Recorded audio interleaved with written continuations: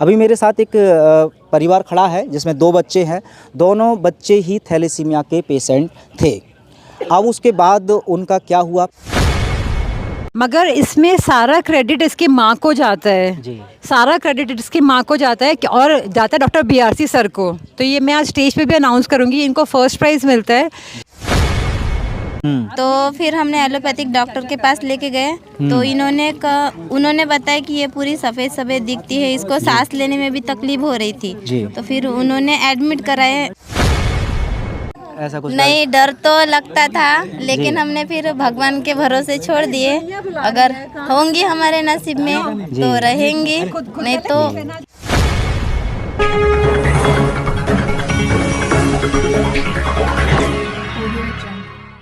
नमस्कार, मैं हूं सुमित आज़ाद और अभी मैं खड़ा हूं डॉक्टर विष्णुप्रभा चौधरी सर के हिम्स दिल्ली एनसीआर अस्पताल में। डॉक्टर साहब ने एक दावा किया था कि थैलेसीमिया के पेशेंट को वो अपने सरल से जो प्रोटोकॉल्स हैं उनसे ठीक किया जा सकता है, लेकिन आज मैं इस वीडियो के माध्यम से उसका एक परिणाम दिखाना चाहता हूं कि डॉक्टर साहब के उन दावों में कितनी सच्चाई है। अभी मेरे साथ एक परिवार खड़ा है जिसमें 2 बच्चे हैं। दोनों बच्चे ही थैलेसीमिया के पेशेंट थे। अब उसके बाद उनका क्या हुआ? पहले तो मैं डॉक्टर नमिता, जो कि डॉक्टर साहब की टीम में एक अहम रोल निभाती है, और इन्हीं की गाइडेंस में इन्होंने ट्रीटमेंट लिया है। क्या इनको ट्रीटमेंट दिया और क्या अचीवमेंट हुआ इनको, तो पहले मैं डॉक्टर नमिता से थोड़ा जान लेता हूँ, फिर इनकी आप बीती सुनेंगे कि डॉक्टर साहब के प्रोटोकॉल से इनको कितना लाभ हुआ। जी मैम। तो ये दोनों सिस्टर्स हैं, ये लोग नागपुर से आए हैं। जब हमारे 23 जुलाई को प्रोग्राम इन लोगों ने ज्वाइन किया था तब इसका 4.6 था, 4.3 था छोटे बच्चे का, और इसका 6.6 और इसका 6.6 था। मगर इसमें सारा क्रेडिट इसकी माँ को जाता है, सारा क्रेडिट इसकी माँ को जाता है और जाता है डॉक्टर बीआरसी सर को। तो ये मैं आज स्टेज पे भी अनाउंस करूँगी, इनको फर्स्ट प्राइज़ मिलता है। इसके दिमाग में सिर्फ एक थॉट था कि जो डॉक्टर बीआरसी सर ने बोल दिया वो सच है। तो मैंने जब दोनों का एनरोल हुआ, पहली बार ज़िंदगी में मैंने किसी बच्चे का 4 हीमोग्लोबिन सुना था। तो जब मेरे पास ये दोनों बच्चे हैं, मैंने डॉक्टर बीआरसी को फ़ोन करा, मैंने कहा सर 4 हीमोग्लोबिन। सर कहते हैं कि, मैंने कहा क्या करें? कहते हैं, सर ने कहा कि अगर मेरे बच्चे का होता तो मैं खून नहीं चढ़वाता, मगर नमिता तुम उनको फोर्स मत करो, हम रिस्क नहीं उठा सकते। तो मैंने साची की मॉम को बोला कि देख, अगर डॉक्टर बीआरसी सर के बच्चे का होता वो खून नहीं चढ़वाते, और अगर मेरे बच्चे का होता मैं खून नहीं चढ़वाती, बाकी तेरी मर्जी है। तो इसने कहा मैं भी खून नहीं चढ़वाऊंगी, और ये रुक गई।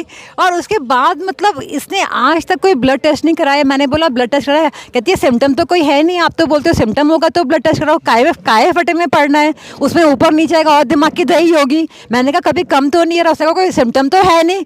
और अल्टीमेटली आज हम लोगों का थैलेसीमिया पार्ट 2 प्रोग्राम था। मैंने कहा मेरी माँ अब तो ब्लड टेस्ट करा ले, देख तो तेरे बच्चे का उनका क्या गया। कहती है चलो आप करा लेते हैं। और ब्लड टेस्ट कराया तो बड़ी वाली का निकला 10.8 और छोटे वाली का निकला 8 बड़ी वाली का निकला 8.6 और छोटी का, जिसको ज़्यादा प्रॉब्लम थी, उसका है 10.6। उसका मतलब 10। I was short. और मैंने इसको फ़ोन करा, फट से इसका टिकट बुक कराया और ये यहाँ पर आई अपने दोनों बच्चों को लेके।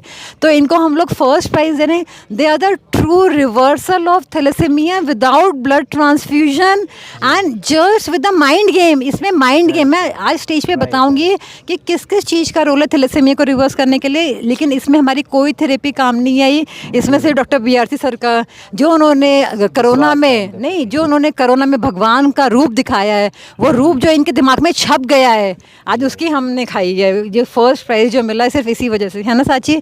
अब आप साची से पूछ लो इसके दिमाग में क्या है। बिल्कुल। तो सबसे पहले मैं जानना चाहूँगा कहाँ से आए हैं आप, नाम क्या आपका? हम नागपुर महाराष्ट्र से आए हैं। मेरा नाम कल्याणी विवेक मानकेड़े है। तो अच्छा, सबसे पहले मैं जानना चाह रहा हूँ आपको कब और कैसे पता चला था कि आपके दोनों बच्चों को थैलेसीमिया है?